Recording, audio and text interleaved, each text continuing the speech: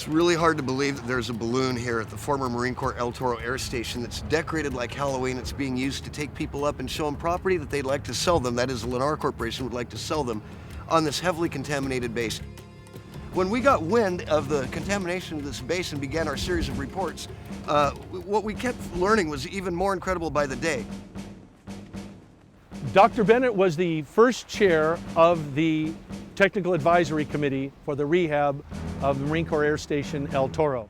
I believe in the summer or early fall of 2000, he had supposedly, anyway, reported heart attack. Everyone was extremely distressed that not only had a man who seemed to be in perfectly good health suddenly dead, but that all of the documents he had in his garage, no one seemed to be able to find his family, but yet his family miraculously showed up, according to EPA, and cleaned out his garage, and no one knows what happened to evidence.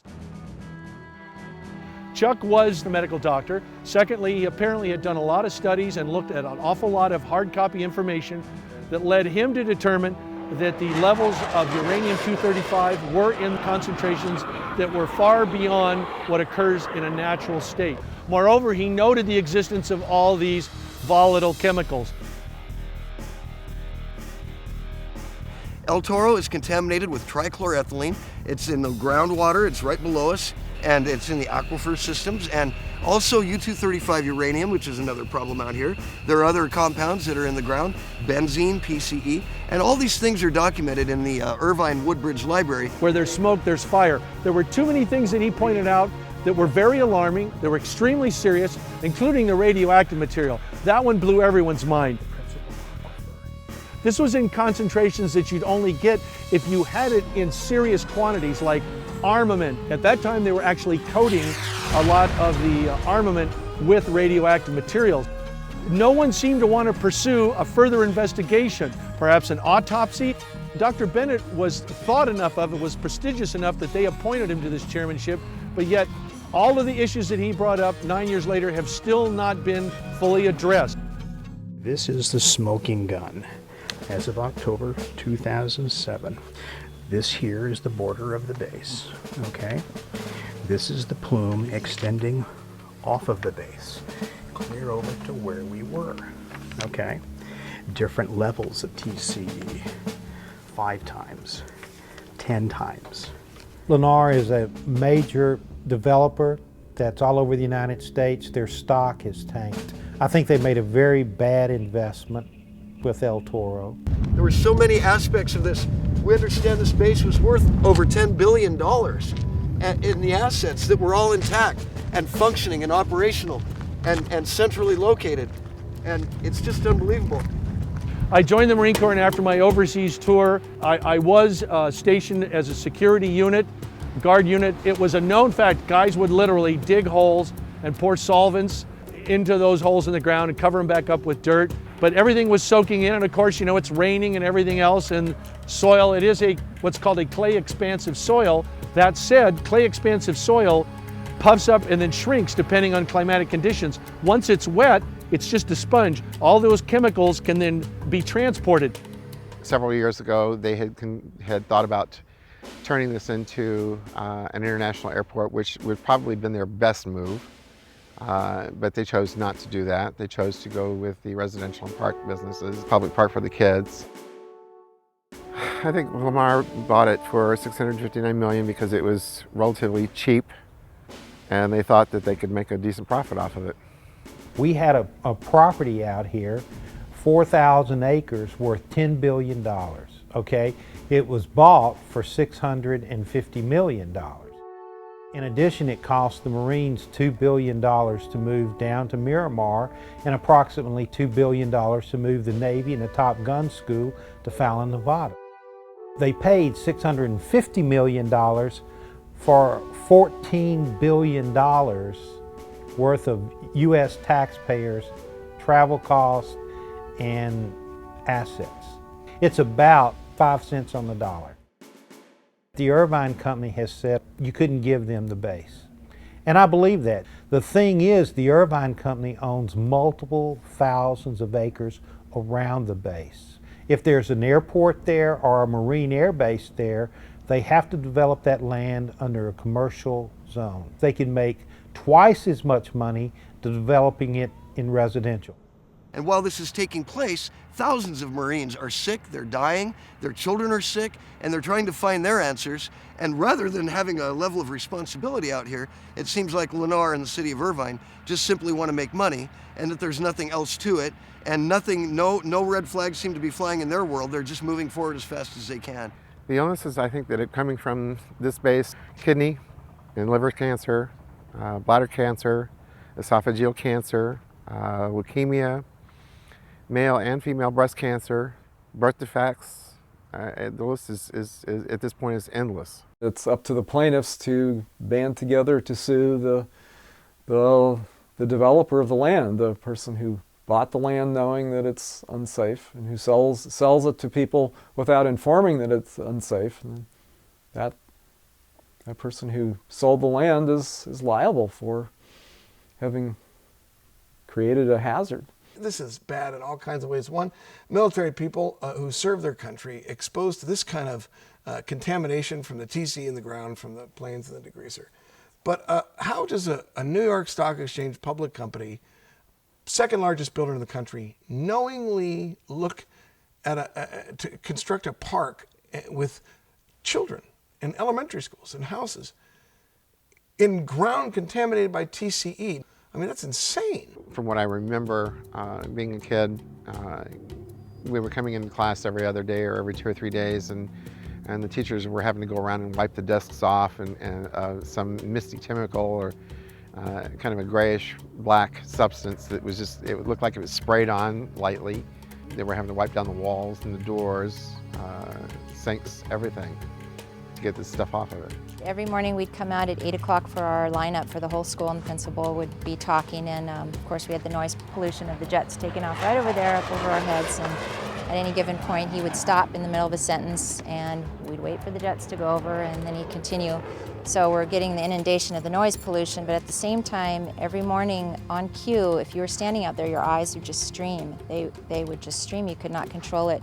So Luann, we're trying to maybe hope to make some access onto this base. I think that my interest mainly is getting into my old squadron area, which is the contaminated zone of the base.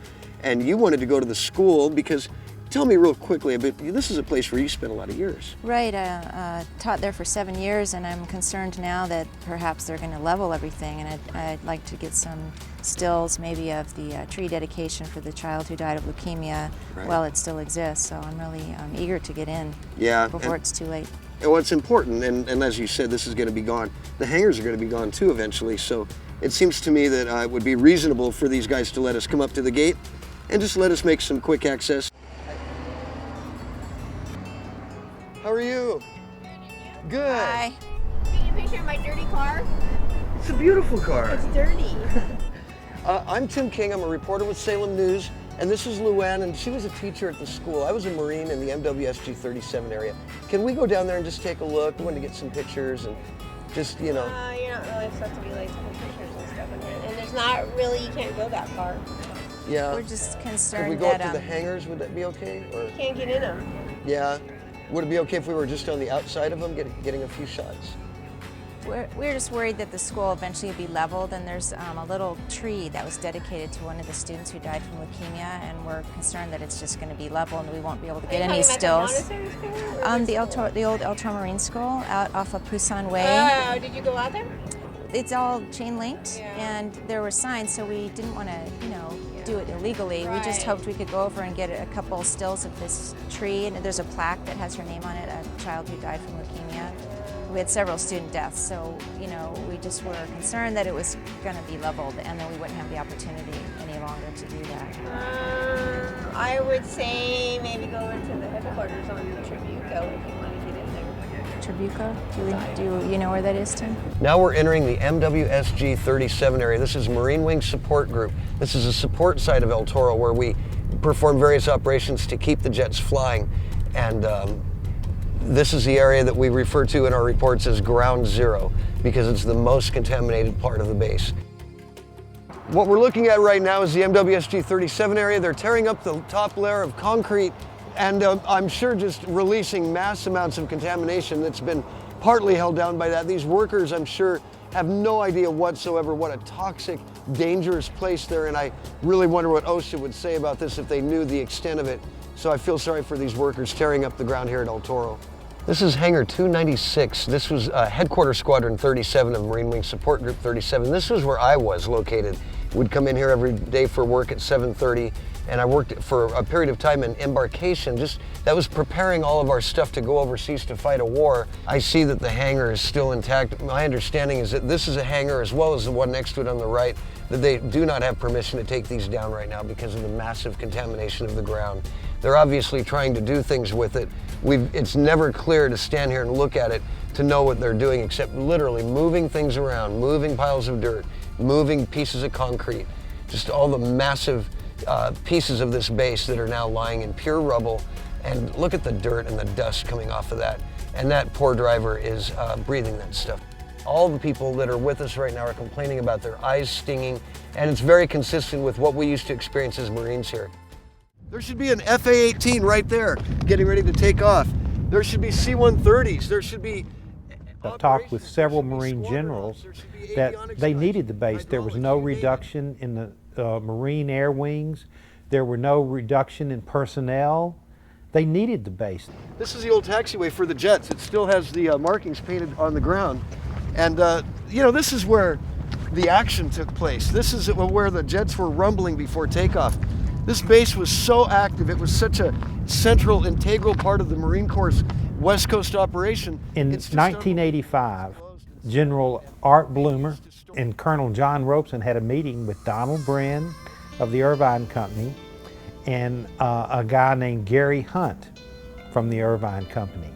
And in that meeting, Gary Hunt told General Bloomer and Colonel Robeson in front of Donald Brin that they would have the Marines out of El Toro by the year 2000. That was 15 years later.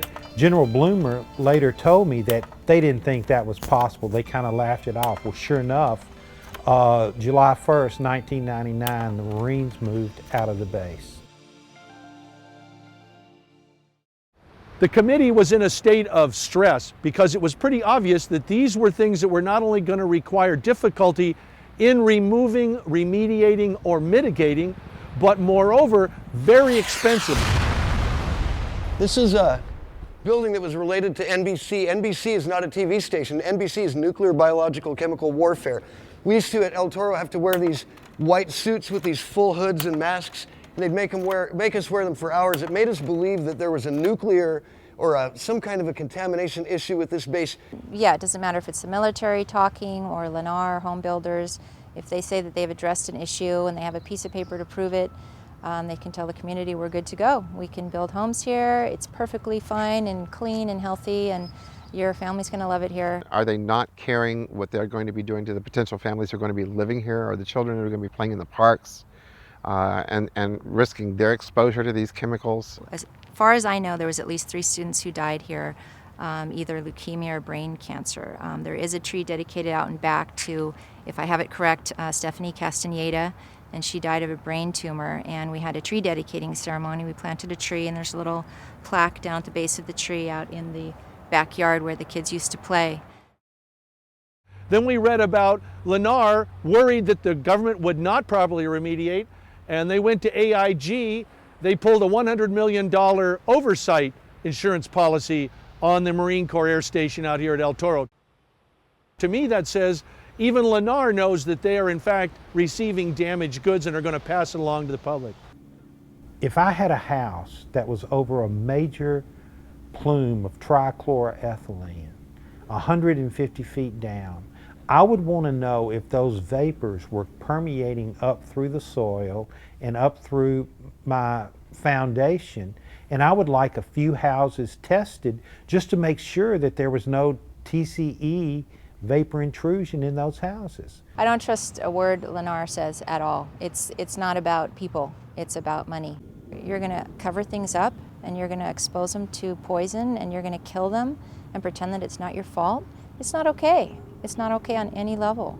The Marine I was talking about earlier, he was from Camp Lejeune, formerly an El Toro Marine. Both he and his wife had suffered breast cancer. He had suffered kidney and bladder cancer. Both his children had another form of cancer called leukemia. When I started to help him with his VA claim, he had just lost his one daughter. The guy that you referenced with 2 kids, that's not is it? Yeah. Dude, he was my sergeant here at El Toro, so let's go over that. I know he was at Lejeune. I can't mention his name. Don't mention his name. I can't do that. No. But I mean, can you just say that again? And because you just said Lejeune, he was an El Toro Marine also. Yeah. So can you just repeat that again about? He's had breast cancer too. It's freaking epic. I just can't believe that we're even talking about this. I can't even believe that this individual who we're not using a name of. I can't talk about him. When I called to follow up on him after his surgery, he asked me very politely, please don't call him again. He had just lost his second daughter.